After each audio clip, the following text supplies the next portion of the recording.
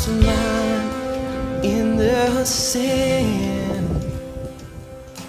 Where will you stand? All right, there's a lot on the table this week. So, Hanok, I'm just going to kind of throw it over to you. And in the midst of a lot of rockets up north, man, Yeah, it's just kind of crazy. Red yeah. alert. We'll get to that in one Yeah. second. I just want to say hi to everybody. It's really nice to have come out of jet lag. It is, again, timing is everything. Yeah. Landing last week, and then within 13 hours going into a full fast, really was not the best timing. 9th of Av. No. No water and food for 24 hours. It's a little, as your body's trying to reacclimate. So that was a little tough. But wow, so much to talk about.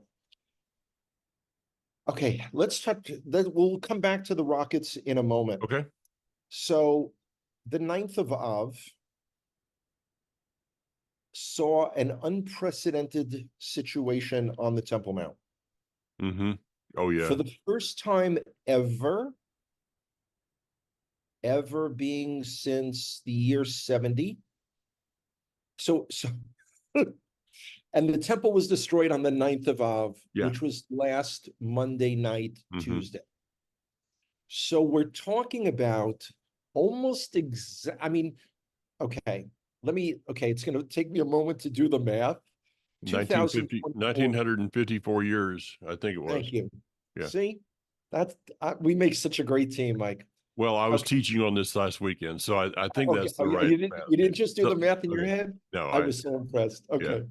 I hope I'm right. Massive amounts of Jews Yeah. did what's called hishtachaveh, which is full prostrating on the ground. Mm. Now, what has happened is the police have come, picked the person up, taken them off the Temple Mount, and then they're either arrested or given a suspension from going up to the Temple Mount for a period of time.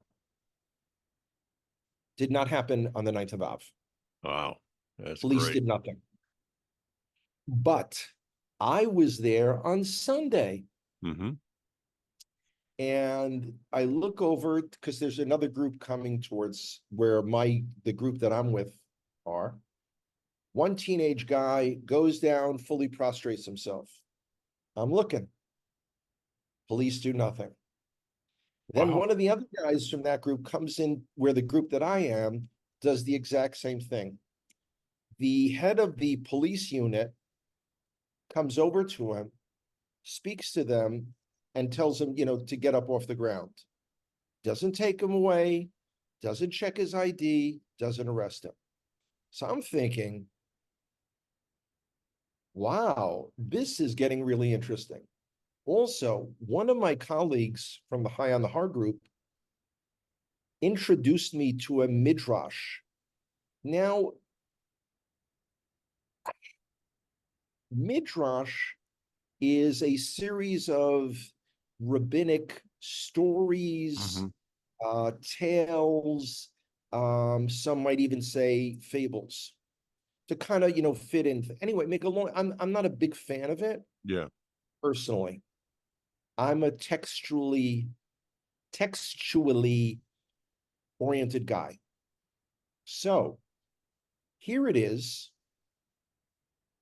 He shows me a midrash that speaks about when we prostrate ourselves on the Temple Mount, there's like a cosmic change in the universe.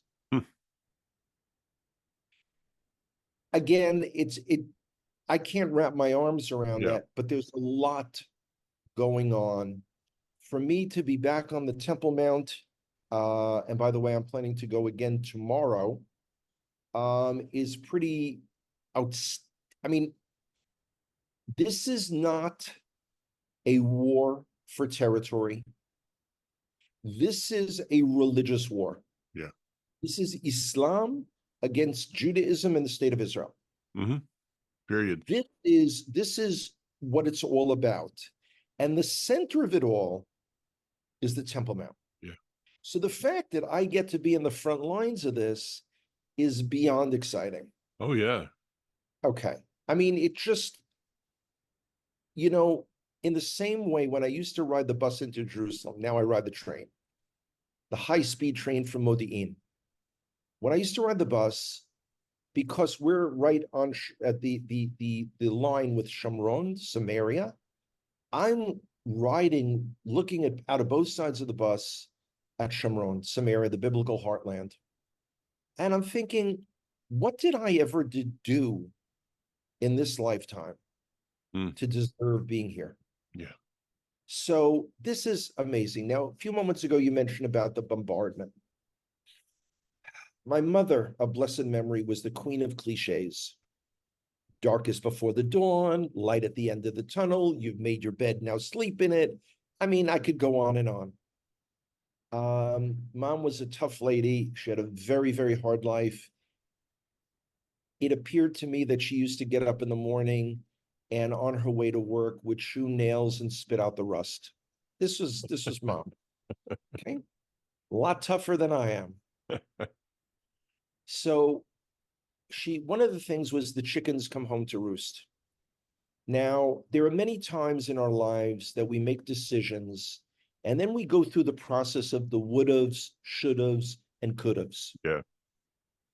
And sometimes it has to do with relationships, sometimes it has to do with jobs, schooling, career changes, relocation, whatever it might be. But when you look at it on a national level, you see, and we're talking about changes within Israel that have occurred in slightly more than 25 years. Mm-hmm. And how incredibly disastrous these changes are. Now, we're getting slammed by rockets from Hezbollah, parentheses, Iran in Lebanon. Yeah. That's the important thing to remember. But I have to take people back. And again, I have the advantage of being a little more familiar with the history of the region. But there are some important things people need to realize. In 1982, Israel invaded Lebanon. We took over all of South Lebanon because we were hit repeatedly by terror attacks from the PLO, which then later became the Palestinian Authority. We chased them out of Lebanon, but for 18 years, we sat in southern Lebanon. Everywhere that we're getting bombarded from, everywhere that everyone saw those incredible tunnels that Hezbollah and Iran have built with all the missiles and all the, Jeeps coming in. And I mean, it's really a frightening thought for that war, which will have to come. That was all ours for 18 years. In the year 2000, Ehud Barak, our prime minister at the time, pulled us out. We ran out like thieves in the night. And since then, in the last 24 years, they have built up a large, formidable army filled to the brim with guided missiles. They are creating havoc in Israel by sending masses and masses of drones. I'm listening. I'm looking for something. We had southern Lebanon. I'm sorry? I'm listening. I'm just looking for something. No. Please feel free. Go. Yeah. That's fine. That's Yeah. fine. Okay. So we had all of southern Lebanon. We had it all. We were experiencing terror attacks on our soldiers. They'd go out, on a routine patrol, and there would be IEDs, improvised explosive devices on the road. We were losing about 12 to 14 soldiers a year. And that price was deemed by our government at the time too high to pay. In the back of my head, I hear that old song, "Who's Sorry Now?" 1993. We, created the Palestinian Authority, quote unquote, we repeatedly, and part of the deal was in the areas that they were to control, they would be fully responsible for security control. And every single day, our troops operate in Judea and Samaria. Mm-hmm. 2005, as of last week, 19 years since we unilaterally withdrew from Gaza. Now, but in addition, I've been very critical of our military intelligence system. They failed us miserably. Oh, yeah. It was recently revealed in the last week that they actually had documents in advance with the Hamas battle plan. Okay? This is revealed here in Israel. So we knew that, you know, that they were going to send paragliders, but the military intelligence division did not forward that to the IDF leadership or to our political leadership because they deemed it was all a fantasy concoction. We were so arrogant. And I heard an expression, and it was brilliant, and I hope our listeners understand the reference. Israel has been preparing for over 20 years to fight a different war than we're in. Barak instituted this concept of a smaller, smarter IDF. Mm-hmm. Let me illustrate one point. Had Hezbollah attacked just like Hamas did, same time, we do not have enough tank divisions to fight on two fronts. Mm-hmm. I mean, this is, but now, so Israel was preparing to fight Star Wars. We had security, surveillance apparatus and automated machine guns on this $1 billion fence that we had. It never dawned on anyone that using drones, they could take these things out. We're prepared to fight Star Wars. We've got F-35, we've got stealth aircraft, we've got F-15s that are souped up beyond what the US Air Force has ever done with it. So we're prepared for Star Wars, and we got our clocks cleaned by Mad Max tactics. Mm-hmm. Rushing the border. I mean, it just, it's unbelievable. Because So- every war, I mean, Israel goes back to, there's a reason why there is Latrun, which is the tank memorial, What? because it is the tanks, it is the troops that are part of those battalions that have won these wars.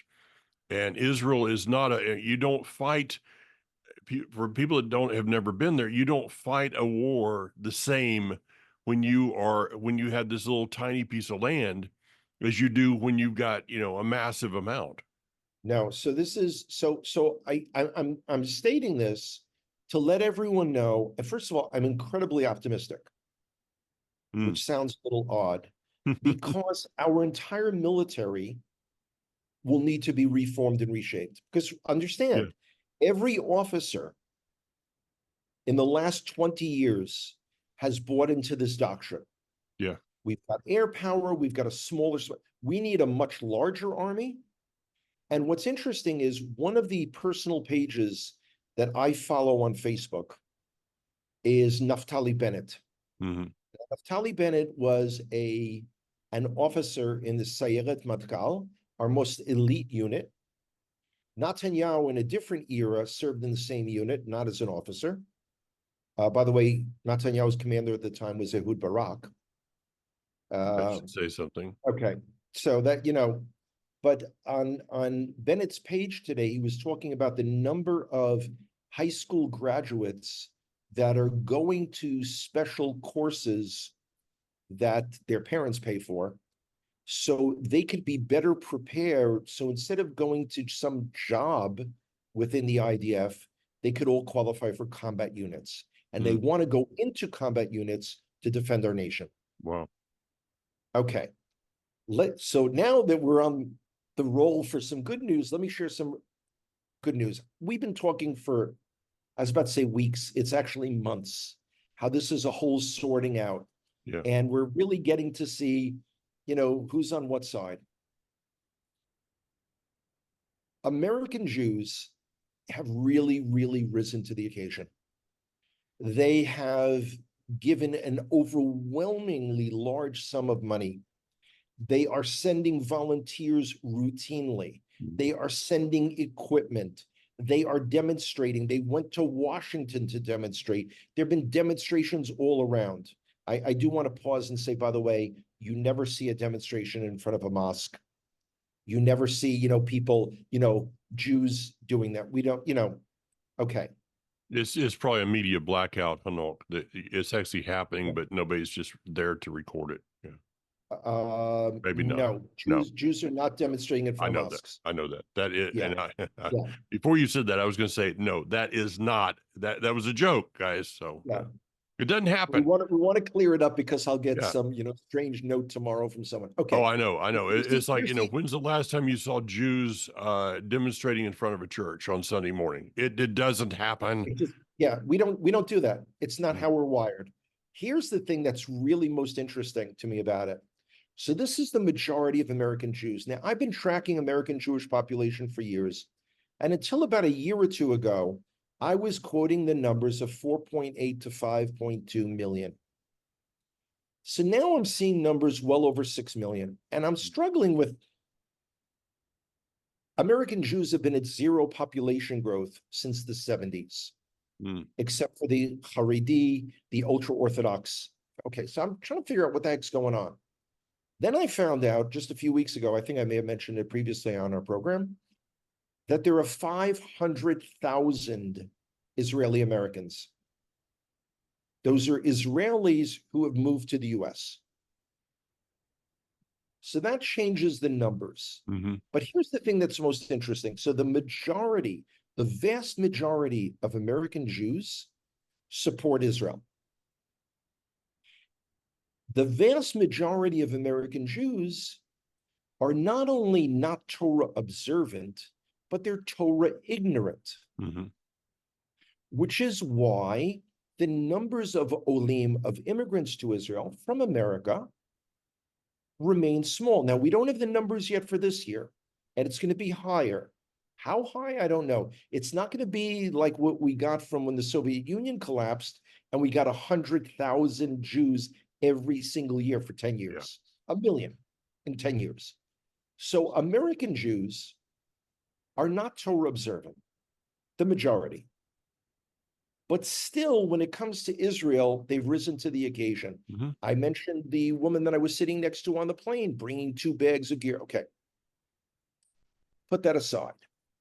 The community that I've given much of the last 30 years of my life to speaking to and encouraging are the Hebrew roots Messianic communities.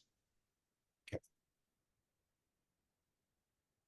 They have not risen, with a few notable exceptions, but the majority have not risen in open support of Israel. And they all claim, by the very nature of being a Messianic or Hebrew roots believer or congregant or associate, claim to be Torah observant. And I find that really interesting because I would have expected Jewish Americans to have kind of faded into the woodwork and Hebrew roots Messianics to have risen to the, so if I had bet, I remember many things you've taught me over the years, Mike. Oh. Okay, so now I feel a little bit of fear in your gut. What is he going to say now? Yeah.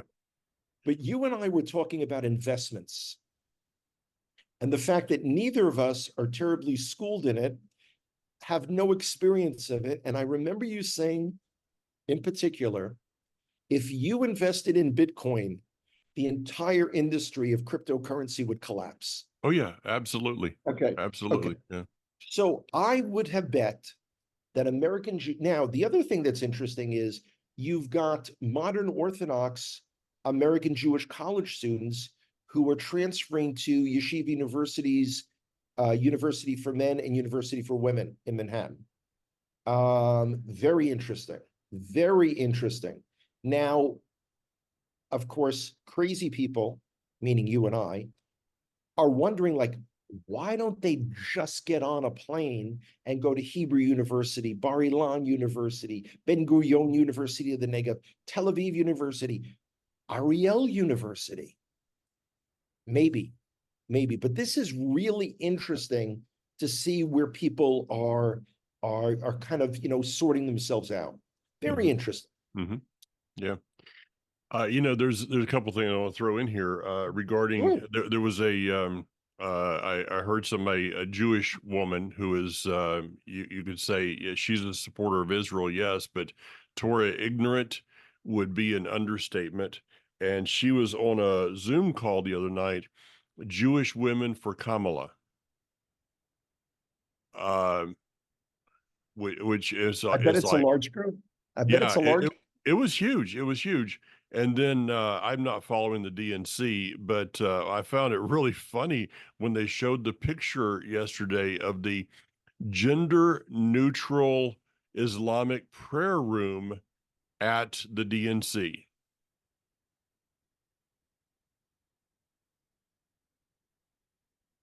Yeah. Now, I got to tell you, I wasn't a big fan of the song when it came out, but the lyrics, it's the end of the yeah, world yeah, as we, yeah. I mean, it's just so here it is. On the one hand, it seems that, and from what I've read in American media, which I don't typically do, the Harris candidacy seems to be gaining momentum, and the Trump candidacy seems to be faltering. He is focusing on attack ads, where he should be focusing on, this is what I will do when I'm president. I mean, other than no one would have dared attack Israel when I was president. Yeah. I mean, come on, Don.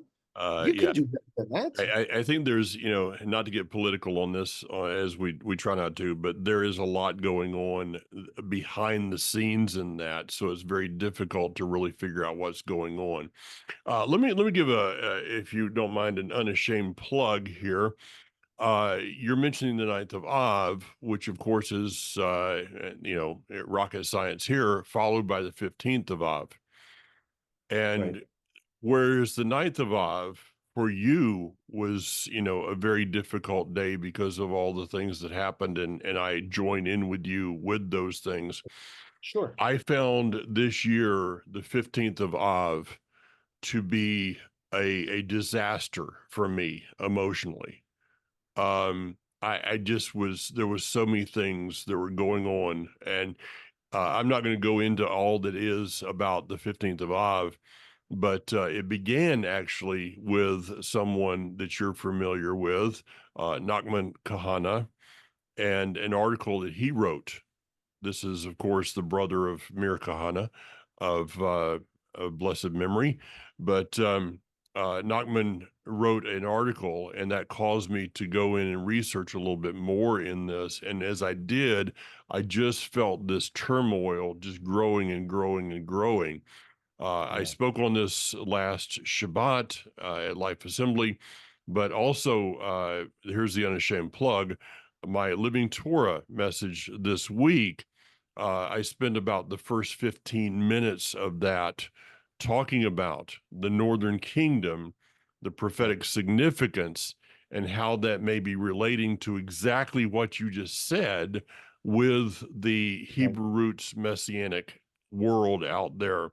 And so I truly believe that this day was the 15th of Av was very prophetic spiritually. So go. No, it's interesting, and I saw your post on Facebook. Mhm.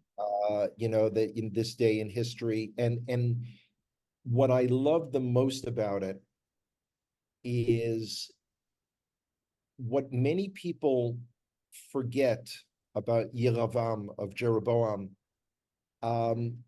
is the severing of the relationship to the Beit HaMikdash, the temple. Mhm.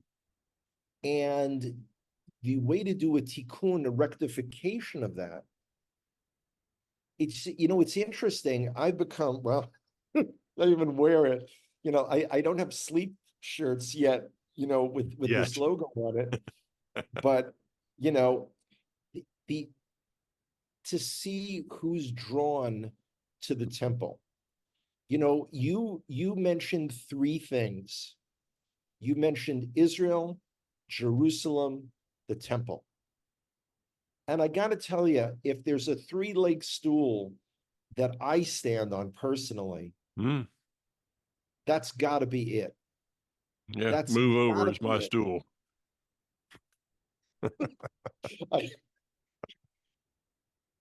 I honestly don't see that as the opening line for my next presentation in January, February. Let me tell you about my stool. I mean, really. Yeah, I don't mean, I'd like a laugh, but I don't think that that's the way to I'm go thinking that about might clear the it. room. But Yeah, it this might. this is I think For there's those, some yeah, significance here. And in fact, I'm going to be releasing again an Unshaman plug.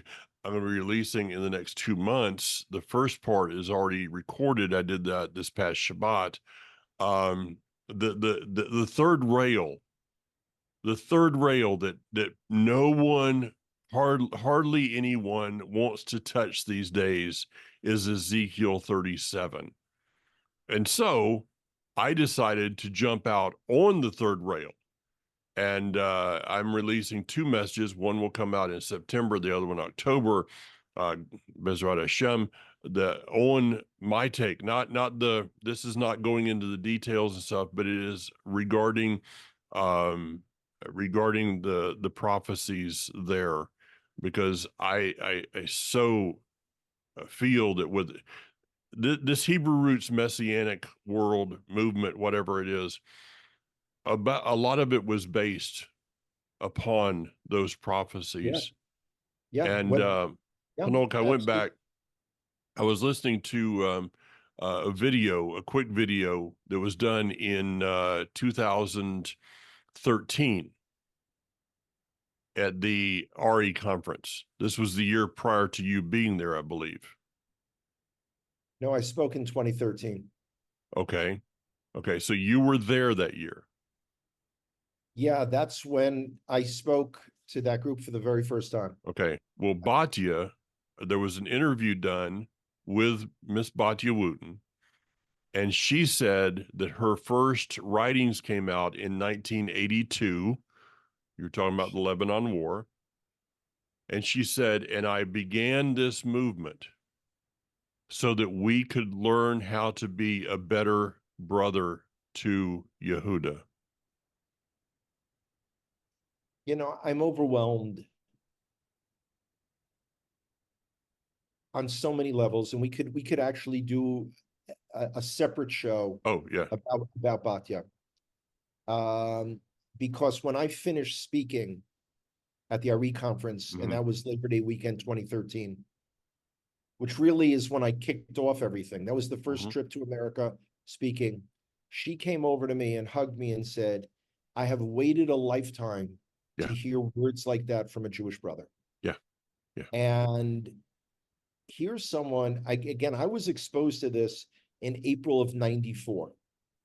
And that predates most people that I've met Mhm. in this movement. And again, how I kind of got swept up in this, and I really think that I just wasn't paying attention, and kind of like Dudley Do Right, everyone else stepped back, all the other Jews stepped back, and I was the one, seemingly was there in the front. I don't know. I really don't know. Well, So it's wild, but it is. It is. And for me, hearing those words, and then going into the 15th of Av, it just one thing added on to another. And absolutely. my commitment right now is I want to go back personally to the words of Batya Wooten and pick up that baton and say that as far as this ministry goes, I want to teach people how to become a better brother to Yehuda.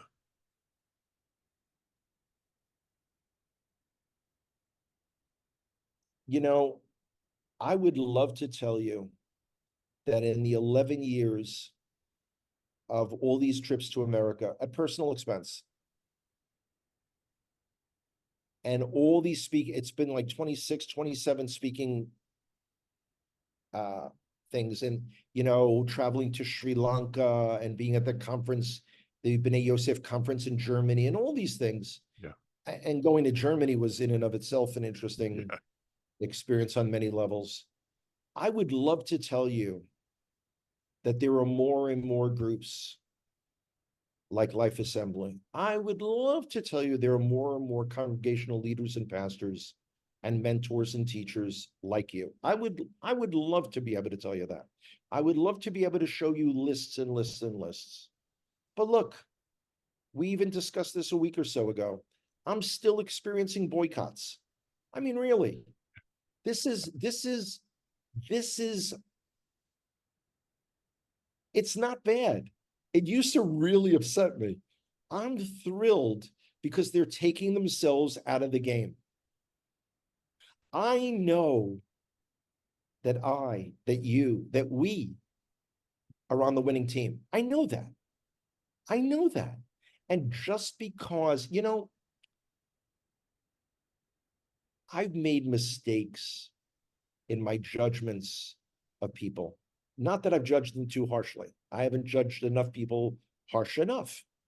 But one of the things that's interesting about life, I learned this many years ago, very hard to internalize, is we all think that everyone's in our life forever. When in reality, most people may be in there for a season or two or three. And we've met people, and you and I have, this is one of our ongoing, never-ending conversations. Whatever happened to ... And it's like, so you never know. Yeah. Yep. Well, yeah, in the midst of that, I'd encourage people to, if you want to understand a little bit more about what we're talking about here, go back and read the parable of the prodigal son.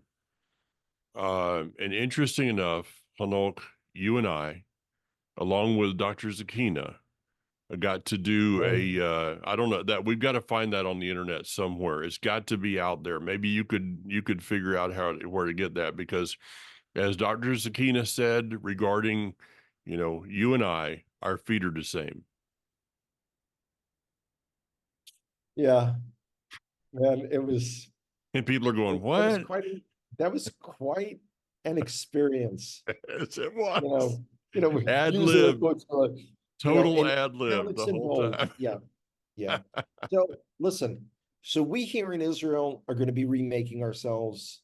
Hopefully we'll have elections.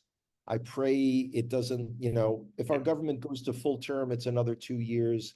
God forbid that we've got the same government in 2 years. Yeah. Our army, the IDF, our strategy has all got to change. And our understanding of what this war is and what this series of ongoing wars are, and the kicking the can down the road, fleeing Lebanon in 2000 so they could create they've got missiles that they could fire from inside mountains that we can't detect. Yeah.